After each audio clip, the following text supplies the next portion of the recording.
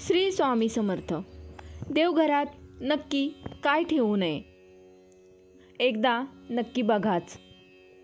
1. देवी लक्ष्मीची उभी असलेली मूर्ती देवघरात नसावी. लक्ष्मी मुळातच चंचला आहे. अशा मूर्तीची पूजा केल्याने घरात दैन्य म्हणजेच गरिबी येऊ लागते.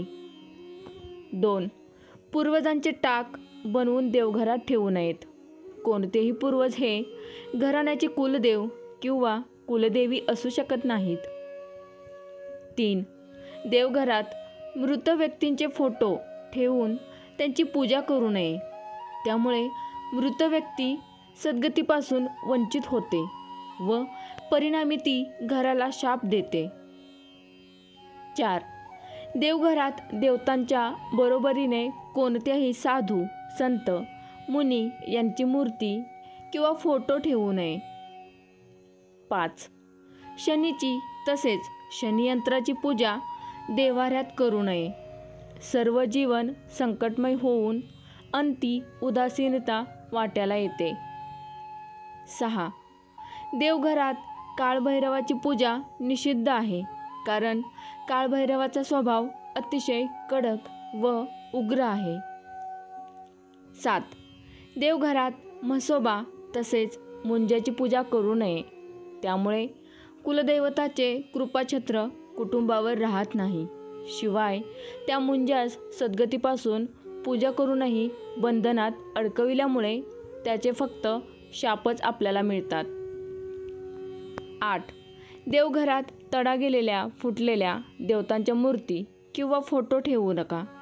अशा मूर्तीमुळे देवदोष उत्पन्न होतात. कुटुंबावर अनेक संकटे येऊ शकतात. 9. कोणत्याही देवतेच्या एकपेक्षा जास्त मूर्ती किंवा फोटो देवघरात ठेवू नयेत. 10. कोणत्याही देवतेची रौद्र रूपातील प्रतिमा देवघरात ठेवू नये. अशा देवतांचे नियम व सोवळे खूप कडक असतात. 11. एकापेक्षा जास्त शंख देवघरात ठेवणे अशुभ समजले जाते. शंखाला तडा गेला असेल तर ताबडतोब वाहत्या पाण्यात त्याचे विसर्जन करावे. त्याला देवघरात ठेवू नये. 12. खराब झालेली, फाटलेली धार्मिक पुस्तके, ग्रंथ, पोथी देवघरात ठेवू नये. 13. देवपूजेनंतर निर्माल्य अधिक काळ देवघराजवळ ठेवू नये.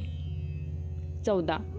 दत्तक दिलेल्या घराचे अगर वंश पीडित पूर्वज घराण्याचे देवपूजेत नसावे. हे देव सोन्याचे असले तरी विधियुक्त विसर्जन करावे, नाहीतर पूजकाची वंशबुडी होते व अनेक संकटे निर्माण होतात.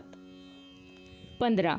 संसारी माणसाने देव्हाऱ्यात मारुतीचे पूजन करू नये, कारण मारुती बालब्रह्मचारी आहे. आपण ब्रह्मचार्याच्या आदर्शातून शारीरिक शक्तीचा विकास करा असा संदेश देतो. त्यामुळे परिणामी वंश खंडित होण्याची शक्यता असते.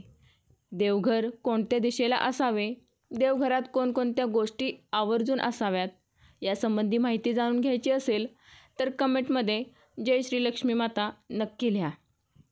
श्री स्वामी समर्थ. व्हिडिओ आवडल्यास व्हिडिओला लाईक करा. धन्यवाद.